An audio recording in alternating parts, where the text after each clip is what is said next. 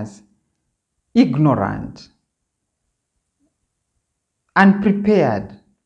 And are we supposed to cohabit, to live, to pick in marriage with anyone?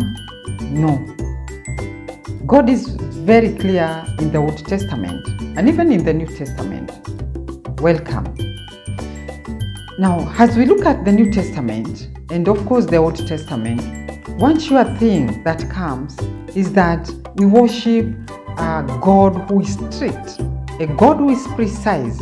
He knows, He's aware, and He has given us guidelines, manuals on how to marry, on whom to marry. God, we worship a God who is powerful, a God who is keen, a God who is highly structured, and a God who is jealousy, defensive, and protective of His people. And He told the children of Israel, the whole world is mine, but you are mine. The whole world is mine, but I have chosen you. I have elected you. I have appointed you to be my own possession, to be my own sacred nation. And so they were not supposed to do and to carry and to speak and to do as they wished. Welcome. Marriage. The power of marriage. Samson was a mess, and Samson was highly blessed by God. He was very powerful. He was very, very powerful. God had anointed him. God had chosen him as one of the judges of Israel to guide, to lead, to defend the nation of Israel. But what brought Samson down? The wrong woman, the wrong company, the wrong admiration, the wrong attraction, the wrong person, and the wrong nationality. Samson was a Hebrew. Samson was a Jew. Samson belonged to the Lord. He came from the nation, a covenanted, a nation of a covenant, a nation chosen by God. And they were under the instructions that when you enter into the promised land, God had instructed them. In addition to the 10 commandments, God told the children of Israel, you shall not intermarry, you shall not admire, you shall not cohabit, you shall not have children, and you shall not even admire or be attracted to the women, the Canaanitic women. But the funny thing, the men of the Israelites, they were overly attracted to the Canaanitic women. They were overly subdued, lured, and flattened by the Canaanitic women. What was it about the Canaanites? What was it about these women? Look at Samson, brought down by Delilah. Look at Solomon, brought down by the Canaanite women. And sure, Solomon was one of the most powerful kings. Samson was one of the most powerful judges. Are you so powerful? Whom are you courting? Whom are you attracted to? Whom are you driven to? Are you a child of God? Are you a servant of God? Who is this one? Are you a Christian? And God knew, and God was aware, and God gave them instructions. Don't go and intermarry. But who are these men? The Jewish men, the Christians. The mistake of neglecting the law of marriage by God. Welcome.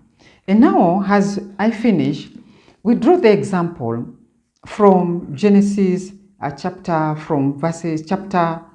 21, chapter 27 onwards. Now, chapter 27, this is now Isaac and Rebekah, and their two sons, Jacob and Esau. Esau had married the wrong women, the Canaanitic women, the Hittites.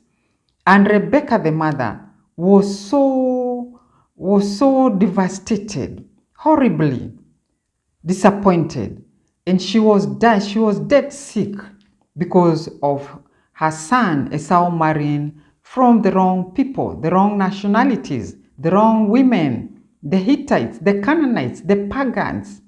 Hey. Now let's listen to Rebecca, chapter 27 and verses 46. Rebecca said to Isaac,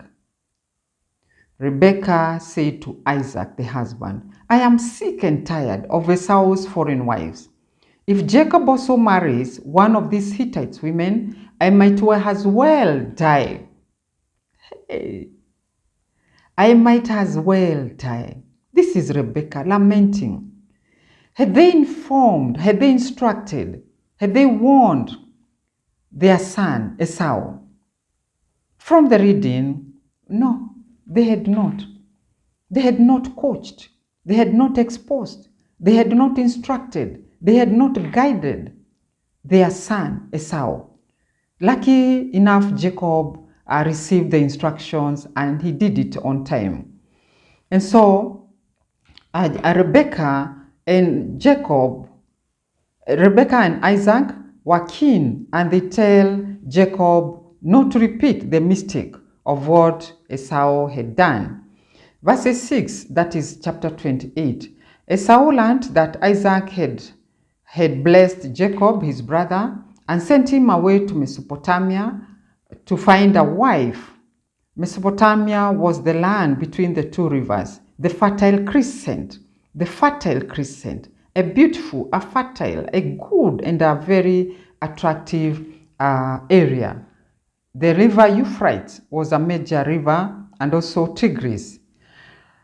And so he also learned, that is now Esau, he also learned, which means he didn't know. There are things you don't know. There are things we don't teach our children. They are not taught. We are not taught.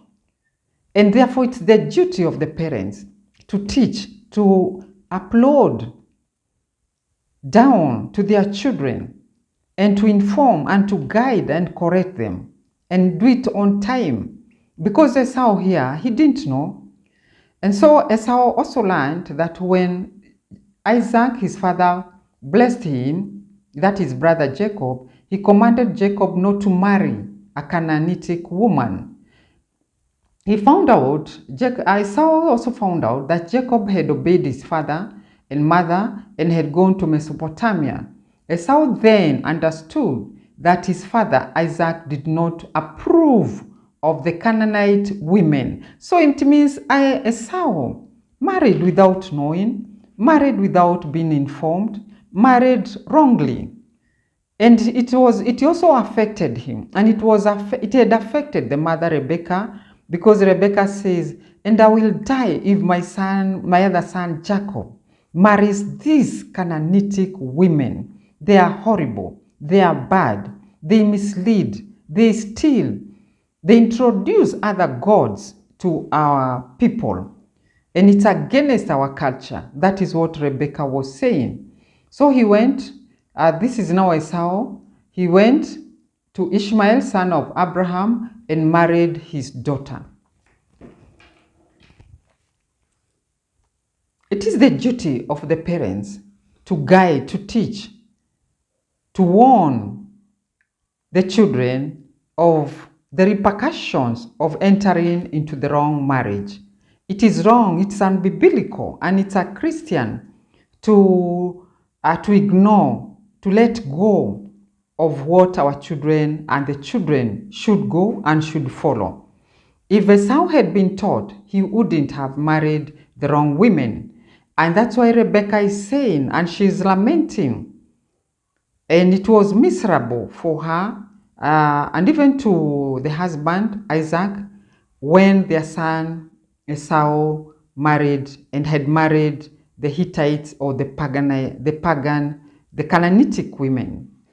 God was keen. God knew that these women, they drew, they attracted, and they pulled away his people from the covenant way of life.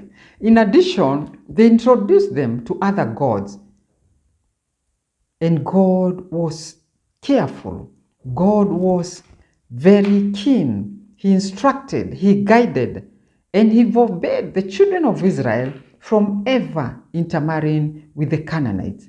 But who are the men of Israel? Who are the Hebrew men? They were always going after these women. What was it about these Canaanitic women?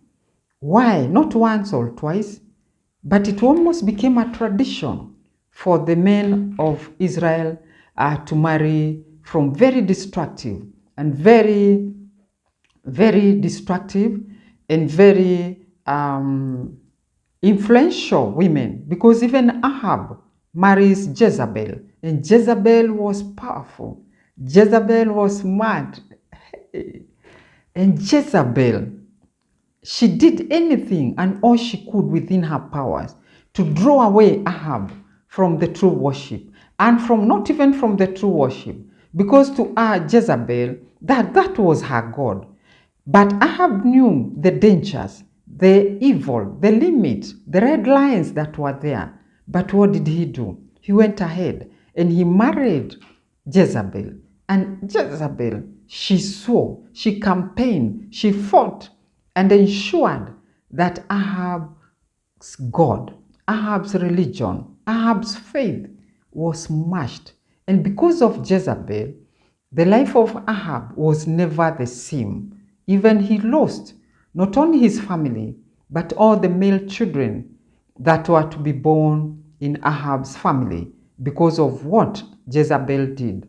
Let us be careful. Let us be keen and watchful and trained very carefully on some certain areas. May God help us, and that is the word of God.